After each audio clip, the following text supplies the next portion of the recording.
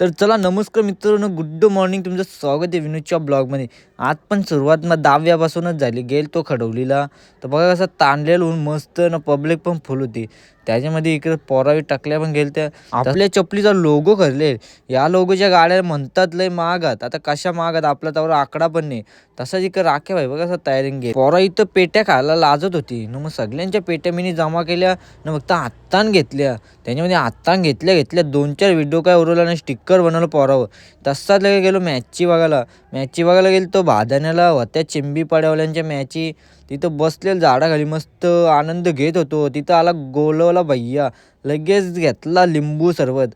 गट्टा प्यायची सुरुवात झाली. ऊन पण लय ताणत चालले. त्याच्यामध्ये यो बघा आकाशी, त्याच्यामध्ये यो बघा कसा कोंबडा आरवा शिरलेला. गावदेवीचा कपडा नाही का कोंबड्यांचा कपडा, कमिटीला समजला नाही म्हणून आम्ही लगेच मारली घरच्या रस्त्याला कल्टी. कोणला काही नाही बोलता घरी पोचले बसले पहिले घेतला पाणी प्यायला. लगेच पाणी पिल्ला ना, लगेच जेवण पण रेडी होता. घेतला बिड्डा, लगेच दणादण जेवलो. तसाच कामावर कल्टी मारली. FM लॉजिस्टिक सापे भिवंडे. सध्या श्यामा व्हायची तब्येत लय डाऊन आहे, तर त्याला धुम्मी द्यायची होती म्हणून सेटअप रेडी केला ना, घेतला टावेलनं धुम्मी दे घेतली. तावऱ्यान श्यामा भाई पण काय सांगू तुम्हाला, लय परिस्थिती डाऊन होती म्हणून लढायला लागला ना. तावऱ्यानंच खबर आली का सोरगावचा देवा आपल्यातून निघून गेला. खूप वाईट अशी घटना घडली मित्रांनो. जरा टेम्पो अड्ड्यात नीट लावा, लांब लचक.